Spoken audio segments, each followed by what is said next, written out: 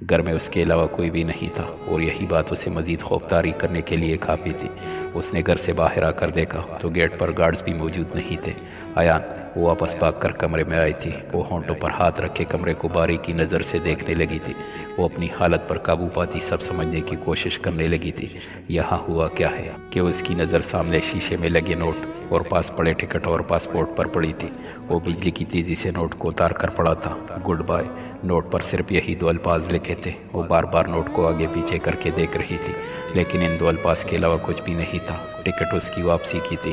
زی وہ فائل پکڑانا، ایان سنجیدہ انداز میں بولا۔ وہ اسے دیکھنے لگا جو کافی دنوں سے اسے سیریس نظر آنے لگا تھا، بخوبی سے اپنا کام سر انجام دے رہا تھا۔ ایسے کیوں دیکھ رہے ہو؟ فائل پکڑانے کا ہی تو کہا ہے، کافی دنوں سے دیکھ رہا ہوں، بدلے بدلے سے لگ رہے ہو۔ زی اسے فائل پاس کرتا پوچھ رہا تھا۔ تمہارا وہم ہے، وہ فائل چیک کرتے بولا۔ نہیں، میں دیکھ رہا ہوں، تمہارے اندر تھوڑی تھوڑی باقی روح آ گئی ہے۔ زی نے اسے دیکھتے کہا۔ با اور میں الگ نہیں ہے، وہ اس بات پر زور دیتے بولا۔ اچھا ٹھیک، لیکن پھر بھی تم مجھے ڈرا رہے ہو اپنے ہر انداز سے۔ ایان بنا جواب دیے فون کے بجنے پر انٹرکام کو کان کے ساتھ لگاتے زی کو گورا۔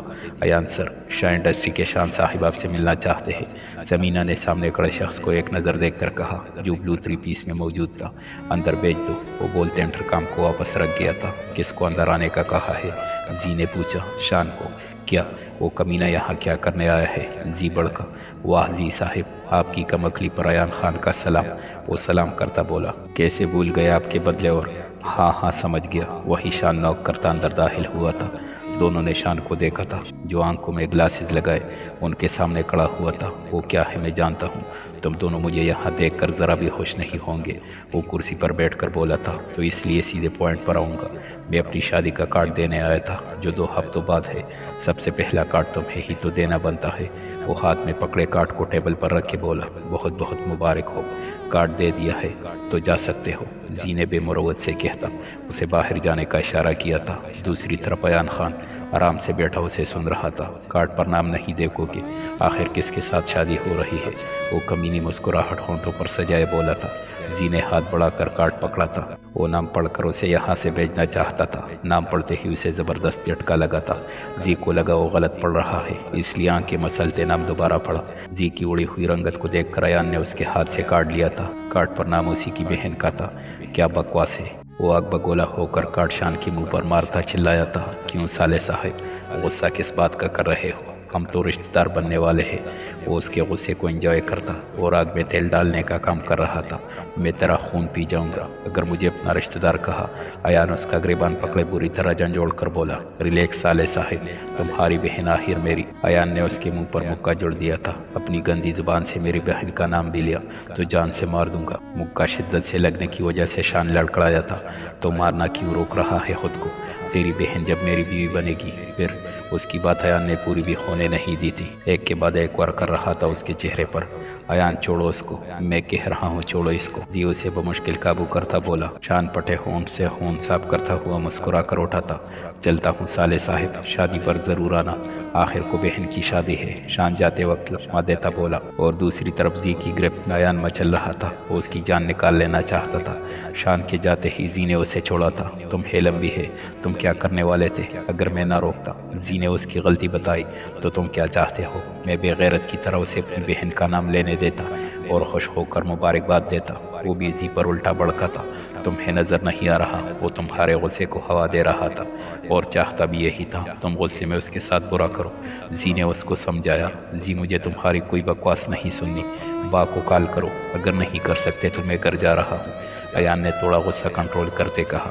زی کے بولنے سے پہلے ہی ایان کا موبائل رنگ ہوا تھا۔ ایان نے جلدی سے موبائل کو پکڑتے کال پک کی تھی۔ کال با کی ہی تھی۔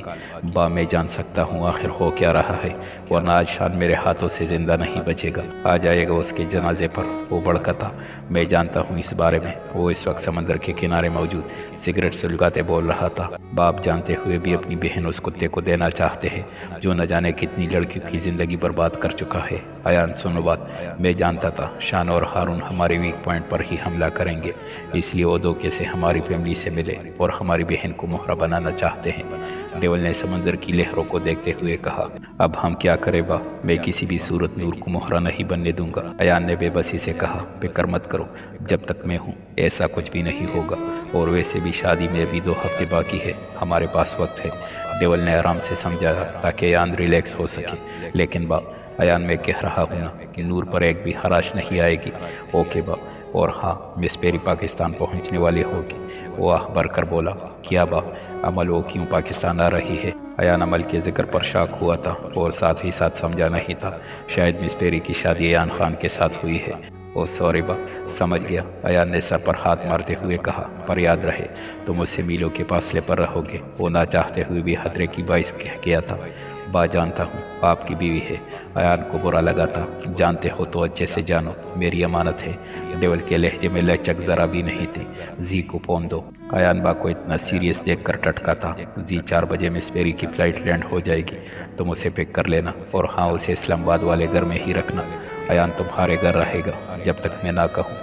ڈیول اسے ہدایت دیتے بولا، اوکے ڈیول، میں سب دیکھ لوں گا، اور اس کی سیکیورٹی کے لیے پر اعتماد بندے ہی رکھنا۔ اگر مجھے ذرا بھی علم ہوا مس پیری کے ساتھ کچھ بھی ہوا ہے تو جان سے مار دوں گا سب کو۔ ڈیول غصے سے دھمکی دے گیا تھا، وہ عمل کو واپس بھیج کر خوش نہیں ہوا تھا۔ ڈیول اتنی ہی بابی کی فکر ہے تو ساتھ ہی آ جاتے۔ زی کو اس کا پہلی بار بابی کے لیے اتنا فکر مند ہونا اچھا لگا تھا۔ تم سے جتنا کہا ہے اتنا کرو۔ اور ڈیول کال کٹ کر گیا تھا، کتنا بھاگو گے ڈیول، ایک دن ضرور تم مانو گے، تم بابی سے محبت کرتے ہو۔ زی نے فون توڑی پر رکھے بولا، کیا ہوا با، کیا کہہ رہے تھے؟ ایان لاپرواہ بن کر بولا، جیسے کچھ سنا نہ ہو، تمہارے با کو محبت ہو گئی ہے، مگر کیا ہے نا، مانتا نہیں۔ زی نے بتایا، وہ تو مجھے بھی محسوس ہوا تھا۔ ایان نے بھی جو محسوس کیا زی کو بتایا۔ میں نکلتا ہوں، مجھے ایک کام کرنے کے بعد بابی کو پک بھی کرنا ہے، اور ہاں تم میرے گھر میں رہو گے جب تک ڈیول تمہیں بابی کے سامنے آنے کا نہیں کہتا۔ زی نے جاتے ہوئے مڑ کر کہا تھا۔ ایان نے صرف گردن ہلا کر اتفاق کیا تھا۔ وہ فلائٹ کے لینڈ ہوتے ہوئے ایئرپورٹ سے باہر آئی تھی۔ اسے علم بھی نہیں ہوا کب سفر شروع ہوا اور کب وہ پہنچی۔ وہ سارے راستے اس کی فکر کرتی آئی تھی، وہ ڈری بھی نہیں تھی اکیلے سفر کرنے میں، اسے کچھ علم نہیں تھا ایان کدھر گیا، کیوں گیا، وہ ٹھیک ہو گیا ہے کہ نہیں، وہ کچھ نہیں جانتی تھی۔ اسے یاد تھا تو بس اتنا، ایان کی جان خطرے میں تھی، اگر وہ پاکستان واپس نہ آتی تو اس کو مار دیتے۔ وہ سوٹ کیس گھسیٹتی بے خیالی میں ایئرپورٹ سے نکل کر اسی جگہ پر رکی تھی جہاں وہ جانے کی ضد کر رہی تھی۔ کیسے اس نے ڈانٹا تھا، اس کا دل بجھ سا گیا تھا، وہ اس کے پاس واپس جانا چاہتی تھی۔ اس کی آنکھوں میں نمی ابری تھی، پورے راستے وہ مشکل سے بند باندھے ہوئی تھی، مگر اب آنسو کو روک نہیں پائی تھی۔ وہ سڑک کے بیچوں بیچ چلتی ہوئی رو رہی تھی، گاڑی کی ہارن کی آواز بھی نہیں سن سکی تھی، وہ اپنے خیالوں میں چلی جا رہی تھی۔ کسی نے اس کو بازو سے پکڑ کر سڑک کے کنارے کی طرف ہوا تھا۔ بابی آپ ٹھیک تو ہے، مرنے والی تھی، اب اگر میں نہ بچاتا۔ زی اس کو بچاتے ہوئے غصے سے بولا۔ زی عمل کو نہ پا کر پریشان ضرور ہوا تھا اور اسے تلاشتے ہوئے اس طرف آیا تھا۔ اگر وقت پر نہ پہنچتا تو ڈیول نے اسے زندہ زمین میں گاڑنے میں منٹ بھی نہیں لگانا تھا۔ تم، عمل ہوش میں آتی اسے پہچان کر بولی، ایان نے ہی مجھے آپ کو پیک کرنے کو کہا تھا۔ زی نے اسے حیران ہوتے دیکھ کر کہا، ایان نے تم سے بات کی، کیسا ہے وہ، ٹھیک تو ہے؟ ان لوگوں نے ایان کے ساتھ کچھ کیا تو نہیں؟ عمل نے بے چینی میں زی سے اتنے سوال کر ڈالے، زی تو اتنی سوال پوچھنے پر پزل ہو گیا تھا۔ بھائی بتائے بھی ایان ٹھیک تو ہے؟ کیا آپ میری ان سے ایک دفعہ بات کروا سکتے ہیں؟ عمل نے روتے ہوئے امید بھری نگاہوں سے دیکھتے کہا، ایان بالکل ٹھیک ہے بابی، ایان نے کہا تھا جیسا مسئلہ حل ہوتا ہے وہ جلد ہی پاکستان آپ کے پاس واپس آ جائے گا۔ زی نے عمل کو اس طرح روتے دیکھ کر ٹینشن میں آ گیا تھا، اسے نہیں پتا تھا کیسے کسی روتے ہوئے انسان کو چپ کرواتے ہیں۔ بابی آپ روئے نہیں، انشاءاللہ اللہ سب بہتر کرے گا۔ زی نے جھوٹ تو نہیں کہا تھا، وہ آ کی مصیبت میں تھا، مجھے گھر جانا ہے۔ عمل نے آنسو صاف کرتے کہا، وہی تو لے جانے آیا ہوں۔ زی نے بھی رخ دوسری طرف کرتے کہا، مجھے اپنے بابا کے گھر جانا ہے۔ عمل نے ٹوس لہجے میں کہا، سوری بابی، ایان نے آپ کو اس کے گھر ہی چھوڑنے کا ہی کہا ہے، آپ فکر مت کریں، آپ کو کوئی بھی پرابلم نہیں ہوگی۔ زی نے سمجھا شاید ڈر رہی ہے اس لیے ایسا کہا، ٹھیک ہے میں اکیلی چلی جاؤں گی۔ عمل سامان گھسیٹتی آگے بڑھ گئی تھی۔ بابی، ایان مجھ پر غصہ کریں گے۔ زی نے عمل کے آگے آ کر اپنی پریشانی بتائی، وہ تو مصیبت میں ہے، کیسا غصہ کرے گا؟ عمل نے ٹھٹک کر پوچھا، او بابی، میرا مطلب تھا کہ اسے برا لگے گا۔ زی نے بات بدلتے بولا، اگر مجھے نہیں لے جا سکتے تو میرے پیچھے مت آنا، میں خود چلی جاؤں گی۔ عمل دو ٹوک کہتے آگے بڑھ گئی۔ اوف یار اب کیا کروں، بابی بھی ڈیول کی طرح ہٹلر ہے، آرڈر ہی دینا آتا ہے دونوں کو۔ وہ اسے جاتا دیکھ کر ہاتھ نیچے گراتے موبائل نکال کر ڈیول کو میسج کر کے پھر اس کی طرف بڑھا تھا۔ بابی اوکے لے جاؤں گا، تھینکس عمل نے کہا، لیکن آپ وعدہ کریں گھر میں کسی سے بھی ایان کس مصیبت میں ہے کسی کو نہیں بتائیں گی، وعدہ کریں گی تو لے کر جاؤں گا۔ زی نے بھی دماغ چلاتے کہا اوکے، عمل نے حامی بھرتے کہا آپ یہاں رکیے میں کار لے کر آتا ہوں۔ اور عمل آسمان کی طرف دیکھنے لگی تھی جہاں ہلکی ہلکی سورج کی کرنیں چہرے پر پڑ رہی تھی۔ ایان دعا کرتی ہوں تم جہاں بھی ہو خیریت سے ہو، ہائے خوبصورت حسینہ کیسی ہو۔ بلین سینے پر ہاتھ پھیرتے اسی لڑکی کے سامنے موجود تھا جو ڈری سہمی ہوئی بیٹھ کے کنارے پر بیٹھی ہوئی تھی۔ میں نے سنا ہے تم بالکل ٹھیک ہو چکی ہو۔ وہ حباظت سے اسے دیکھتے ہوئے اس کے پاس آیا تھا، وہ بیڈ کے ساتھ اور چپکی تھی۔ میں نے کہا تھا جب ٹھیک ہو جاؤں گی تو میں تمہیں بتاؤں گا تمہیں کیا کرنا ہے۔ وہ اس کو بازو سے پکڑ کر کھڑا کرتا بولا پلیز۔ وہ اس طرح بازو دبوچنے سے تکلیف کے باعث بولی تمہیں ڈیول سر کی خدمت کرنی ہے۔ بلین اس کو سسکتا ہوا دیکھ کر بولا۔ وہ آنکھیں بڑی کرتی اسے دیکھ رہی تھی جیسے بھوت کا نام سن لیا ہو۔ ڈیول سر ہی تو ہے، بھوت تو نہیں جو تم اتنی بڑی آنکھیں کیے خوف سے دیکھ رہی ہو۔ ڈیول وہ زیر لب ہلکی آواز میں بولی تھی یس حسینہ، تمہیں ڈیول سر کو خوش کرنا ہے تاکہ تم سے خوش ہو کر مجھے انعام دے، اس لیے آج رات تیار رہنا، بیوٹیشن تمہیں اچھے سے تیار کر دے گی حسینہ۔ بلین اسے کہتے جانے لگا میں نہیں جاؤں گی ان کے پاس۔ وہ اٹکتے ہوئے بولی کیوں نہیں جائے گی؟ وہ غصے سے پلٹ کر تپڑ جڑتے بولا تھا میں نے تیری مرضی نہیں پوچھی، آئی سمجھ ورنہ تیری بوٹی بوٹی کتوں کو کھلا دوں گا۔ وہ اسے بالوں سے جکڑے بولا سمجھی کہ نہیں؟ سمجھ گئی۔ وہ ہلکی آواز میں حامی بھری تھی۔ بلین اس کے بالوں کو چھوڑتا ہنستا ہوا کمرے سے باہر نکلا تھا۔ وہ بس انعام کے انتظار میں تھا، ڈیول سر خوش ہو کر اسے کوئی بڑا انعام دیں گے۔ میں اس کے سامنے کیسے جاؤں گی اگر انہوں نے مجھے پہچان لیا تو؟ وہ ڈری سہمی بول رہی تھی میں کیسے ان کا سامنا کروں گی؟ نہیں مجھے نہیں جانا، مجھے مر جانا چاہیے۔ ہاں ان کے سامنے جانے سے بہتر ہے میں مر جاؤں۔ وہ روتی ہوئی کمرے میں خود کی ذات کو ختم کرنے کے لیے کوئی تیزدار چیز تلاش کر رہی تھی مگر اسے کوئی بھی ایسی چیز نہیں ملی تھی۔ ڈیول وہ تک ہار کر بیڈ پر بیٹھ کر دکھی لہجے میں بولی تھی آپ تو اور بدل گئے ہوں گے، شاید نہ پہچانو۔ وہ ضبط کر کے بولی ماٹھا یہ تم کسے یہاں لائی ہو؟ وہ کڑکی سے باہر بچی کو کام کرتا دیکھتے بولا سر یہ لڑکی نوکری کے لیے آئی تھی، بہت غریب بچہ ہے، اس کا آگے پیچھے کوئی بھی نہیں ہے، بالکل اکیلا ہے، ہم نے اس لیے اسے رکھا تاکہ اس کا ہیلپ ہو سکے اور میرے ساتھ ہی رہتی ہے۔ ماٹھا نے تفصیل سے آگاہ کیا۔ ماٹھا بھی اتنی چھوٹی تو ہے، دیکھ کر رکھنا تھا، اسے کہو آج کے بعد یہاں نہ آیا کرے، تمہارے اکاؤنٹ میں ہر مہینے رقم ایڈ ہو جائے گی، اسے دے دینا، اس کا ایڈمیشن کسی اچھے سے اسکول میں بھی کروا دینا، اس طرح اس کی پڑھائی بھی سٹارٹ ہونے کے ساتھ ساتھ اس کی مدد بھی ہو جائے گی۔ اس نے آرڈر دیتے بات ختم کرتے کہا جیسے آپ کو مناسب لگے سر۔ ماٹھا نے ادب سے کہا علیزے علیزے یس ماٹھا آنٹی۔ علیزے پودوں کو پانی چھوڑ کر بھاگ کر آئی تھی، وہ 16 سال کی خوبصورت لڑکی تھی۔ کیا کر رہا تھا؟ ماٹے نے اس کے بال ٹھیک کرتے کہا جو بھاگنے کی وجہ سے خراب ہوئے تھے۔ پانی دے رہی تھی پودوں کو، کوئی اور کام ہے تو بتائے وہ بھی کر دوں گی، علیزے نے احترام سے کہا۔ آج کے بعد تم کوئی بھی کام نہیں کرو گی۔ کیوں ماٹھا آنٹی؟ مجھ سے کوئی غلطی ہوئی ہے جو مجھے نکال رہی ہے؟ وہ معصومیت سے بولتے وقت بہت پیاری لگ رہی تھی۔ نہیں علیزے میں تمہیں نکال نہیں رہی، سر نے تمہیں کام کرنے سے منع کیا ہے، اب سے تم پڑھو گی۔ ماٹھا نے اسے پیار کرتے خوشی کی خبر بتائی لیکن علیزے کو ذرا بھی خوشی نہیں ہوئی تھی۔ مجھے نہیں پڑھنا، وہ مر جائے ہوئے چہرے سے بولی تھی۔ کیوں علیزے تم تو پڑھنا چاہتا تھا؟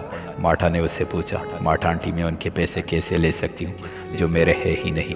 وہ مجھ پر ترس کھا رہے ہیں اور میں نہیں چاہتی کوئی مجھ پر ترس کھائے، علیزے نے منع کرتے کہا۔ لیکن بچہ نہیں ماٹھا آنٹی، اگر آپ چاہتی ہے میں یہاں سے نہ جاؤں تو آپ سر کو انکار کر دیں، میں محنت سے سب کرنا چاہتی ہوں۔ دروازہ ناک ہونے کی آواز پر وہ خیالوں کی دنیا سے باہر آئے تھے۔ بیبی مجھے بلین سر نے تمہیں ریڈی کرنے کے لیے بھیجا ہے۔ وہ نہ عورت تھی اور نہ ہی مرد، اسے وہ عجیب مخلوق لگی۔ وہ اسے دیکھتی بھی جان وجود کے ساتھ سر ہلاتی، اٹھ کھڑی ہوئی تھی۔ پیری اٹھو، کتنا سوگی؟ جب سے گھر آئی ہو سونے پر زور رکھا ہے۔ سعدیہ بیگم اس کے اوپر کمبل کھینچ کر اتارتی بولی ماما پلیز سونے دے، رات کو بھی لیٹ سوئی تھی۔ وہ بولتے کمبل اوپر لیتی کروٹ بدل کر سونے لگی۔ تم رات کو لیٹ کیوں سوئی؟ سعدیہ بیگم اس کے سر پر کڑی پوچھ رہی تھی۔ وہ پٹ سے آنکھیں کھول کر اٹھ بیٹھی تھی۔ میں अमल ने मेरे को लंबा खींच कर कहा, हाँ तुमने भी कहा रात को लेट सोई थी। सादिया बेगम ने उसकी बात दोहराते बोला था, अच्छा वो मामा, मेरे कहने का मतलब था कि वो रात को मुझे ऐसा लगा जैसे मैं जाग रही हूँ, हकीकत में सो ही रही थी। अमल ने जहन में जो आया उसने बोल दिया था, पेरी तो मुझे ठीक नहीं लग रही, कैसी बेहकी बेहकी बातें करने लगी हो। सादिया बेगम ने थोड़ा संजीदा अंदाज में कहा, नहीं तो मैं बिल्कुल ठीक हूँ। देखे वो बेड के ऊपर खड़ी होती अपने आप को घुमा कर दिखा रही थी। अयान बेटा की कॉल आई। सादिया बेगम ने अपनी बेवकूफ़ बेटी को देखकर वही मशहूर बात कही जो इन 4 दिनों में वो अमल से न जाने दिन में कितनी दफ़ा पूछती थी। जी मामा, रात को आई थी, हमेशा की तरह झूठ बोला गया। अमल बेड से नीचे उतरती बिना नज़रें मिलाकर कहती हुई बोली, कितने बजे और क्या कह रहा था? अयान उसको मेरा पैगाम दिया, कब वापस आ रहा है? सादिया ने एक के बाद सवाल किए। रिलैक्स मामा रिलैक्स, क्या हो गया है आपको? आप जब भी पूछती है यही पूछती है, कब आएगा कब आएगा? अगर इतना बुरा लग रहा है मेरा यहाँ रहना तो मैं यहाँ से चली जाती हूँ। अमल ने मुंह बनाकर कहा, फिर मेरी बात को उल्टा मतलब मत दो। सादिया बेगम ने गुरी डालते कहा, मामा मुझे इल्म है आपका यही मतलब है, मैं आज ही चली जाऊँगी इस्लामाबाद। मेरा इतना दिल था आप सबके साथ रहने का, लेकिन आप चाहती ही नहीं मैं यहाँ रहूँ। अमल ने सादिया बेगम को ब्लैकमेल करते कहा, फेरी इधर बैठो मेरे पास। सादिया बेगम ने सख्त तेवर के साथ घूरते उसे अपने पास बैठने का कहा, आपके इरादे मुझे ठीक नहीं लग रहे। अमल ने डरने की एक्टिंग करते कहा, अब तुम मुझसे वाकई मार खाओगी अगर चुपचाप मेरे पास ना बैठी। सादिया बेगम ने प्यार भरे लहजे को साइड पर करती गुस्से से बोली। अमल भी ताबेदारी का मुजाहरा करती चुपचाप बैठ गई थी। तुम्हें ऐसा क्यों लगता है मैं तुम्हें यहाँ से भेजना चाहती हूँ? सादिया बेगम ने पूछा। आप भी तो जब भी पूछती है उस जलाद का पूछती है। अमल ने मुंह बसोर कर कहा, ये जलाद कौन है? सादिया बेगम ने उसकी बात पकड़ी। और कौन आपका लाडला? अयान खान। अमल ने देख कर बताया। मार खाओगी मुझसे? कौन शोहर को ऐसा बोलता है? कभी मुझे ऐसे अल्फाज तुम्हारे बाबा के लिए इस्तेमाल करते हुए देखा है जो तुम कर रही हो? मैंने ऐसी परवरिश तो नहीं की तुम्हारी। सादिया बेगम खा जाने वाली नज़रों से देखती हुई बोली, क्या पता दिल में कहती हो, हमें क्या इल्म? वो चेहरा नीचे झुकाई हल्की आवाज़ में मनमना रही थी। क्या तुम्हें क्या पता? मैं बताती हूँ। सादिया बेगम उसका कान पकड़कर हल्का सा दबाया था क्योंकि वो अपनी बेटी की बड़बड़ाहट अच्छे से सुन चुकी थी। मामा आपके कान कितने तेज है? अमल की बात पर सादिया बेगम ने कान की पकड़ पर और इजाफा किया था। सॉरी मामा सॉरी, अब नहीं कहती, छोड़ दे प्लीज़, दर्द हो रहा है। अब क्या सुबह सुबह बच्चे की जान लेगी क्या? अमल दर्द से कराहती हुई शरारत से बोली, कान खोल कर मेरी बात सुनो, बल्कि वादा करो आज के बाद तुम अपने शोहर के लिए ऐसे अल्फाज इस्तेमाल नहीं करोगी, वरना मुझसे बुरा कोई नहीं होगा, समझ गई? सादिया बेगम उसका कान छोड़ते हुए बोली थी। जी मामा वादा समझ गई। वो कान से हिलाते हुए कमर के पीछे आपस में उंगलियां कोर्स करती बोली, वो आदत से मजबूर थी, वो कहाँ खुद को रोक पाएगी उसको नाम नवाजने में। ज़्यादा दर्द हो रहा है? वो उसे कान से हिलाते हुए प्यार से पूछ रही थी। नहीं तो इतना भी दर्द हो रहा है, अमल ने कहा। और रही बात तुम जो कह रही हो मैं तुम्हें यहाँ से भेजना चाहती हूँ, तो ऐसी कोई बात नहीं है। मैं इसलिए यान का पूछती हूँ कि जब बेटियों की शादी हो जाती है तो अपने घर अच्छी लगती है। मैं तुम्हें यहाँ आने से रोक नहीं रही, ये भी तुम्हारा अपना ही घर है, लेकिन जब भी आओ अयान के साथ आओ। आज तुम्हें 4 दिन हो गए हैं, लेकिन मुझे एक दफ़ा नज़र नहीं आया कि अयान ने तुम्हें कॉल की हो या तुमने की हो। जब मैं तुमसे पूछती हूँ तो यही कहती हूँ रात को कॉल आई थी। ऐसा क्यों? ये मैं तो नहीं जानती तुम दोनों के दरमियान क्या हुआ है क्या नहीं। वो तुम दोनों मियाँ बीवी का मामला है, लेकिन फिर भी कोई सीरियस मसला है तो मैं तुम्हारी माँ हूँ, मुझे बताओ। अगर मुझे नहीं बताना चाहती तो अपने बाबा से शेयर करो। तुम हमारी इकलौती बेटी हो, हम तुम्हारे बड़े हैं। जो भी जैसा भी मसला होगा मैं और तुम्हारा बाबा मिलकर हल करेंगे। सादिया बेगम माँ थी, वो 4 दिनों में बेटी की परेशानी भाप चुकी थी, इसलिए पूछ रही थी। मामा आंखों में नमी आने की वजह से वो सादिया बेगम के कंधे पर सर रख गई थी। उसका दिल किया वो बता दे वो क्यों परेशान रहती है, मगर वो बताकर मामा बाबा को परेशान नहीं कर सकती थी। आप बहुत अच्छी है, मगर सच में मामा ऐसी कोई भी बात नहीं है। वो सुबह बिजी होते हैं इसलिए रात को फ्री होकर कॉल करते हैं। अमल ने नमी को अंदर तक खेलते फिर झूठ बोला था, सच कह रही हो? सादिया बेगम ने बालों में हाथ फेरते हुए कहा, बिल्कुल मामा, आप ज़्यादा सोच रही हैं। कल रात अयान कह रहे थे जैसे वो काम से फ्री हो जाएंगे वो मुझे लेने आ जाएंगे, आप बिल्कुल फिक्र ना करें। अमल ने सादिया बेगम का हाथ अपने हाथ में लेकर कहा था, ऐसा ही हो, جیسے تم کہہ رہی ہو، دعا ہے تم دونوں ہمیشہ خوش رہو میری جان۔ سعدیہ بیگم اسے سینے سے لگا کر عمل کے سر پر ہونٹ رکھے تھے۔ کانسنے کی آواز نے دونوں ماں بیٹی کو اپنی طرف متوجہ کیا تھا جہاں فاروق صاحب اور وہ دروازے پر کھڑے تھے۔ اگر آپ دونوں کا پیار اور محبت اور گلے ملنا ہو گیا ہو تو نیچے چلے، ہم غریب کو کس بات کی سزا دی ہے جو ہمیں بھوکا بٹھایا ہوا ہے؟ حسن نے میٹھا طنز کرتے کہا۔ نہیں ختم ہوا پیار بھائی، آپ کیوں جل رہے ہو؟ عمل سعدیہ بیگم کے اور قریب ہوتی بولی۔ اے چڑیل، حسن فاروق صاحب نے گرجدار آواز سے کہتے اسے گوری سے نوازا تھا۔ حسن فاروق صاحب کی موجودگی فراموش کر گیا تھا۔ فاروق صاحب کے ٹوکنے پر حسن سعدیہ بیگم کے ساتھ دوسری سائیڈ پر جا کر بیٹھ گیا تھا۔ عمل اور سعدیہ بیگم نے حسن کی اس حرکت پر بمشکل ہنسی کو روکا تھا۔ مس پیری، یہ میری بھی مما ہے جس پر آپ نے پچھلے 4 دنوں سے ڈاکہ ڈالا ہوا ہے، حسن نے فاروق صاحب کی موجودگی کا دھیان کرتے ادب سے کہا تھا۔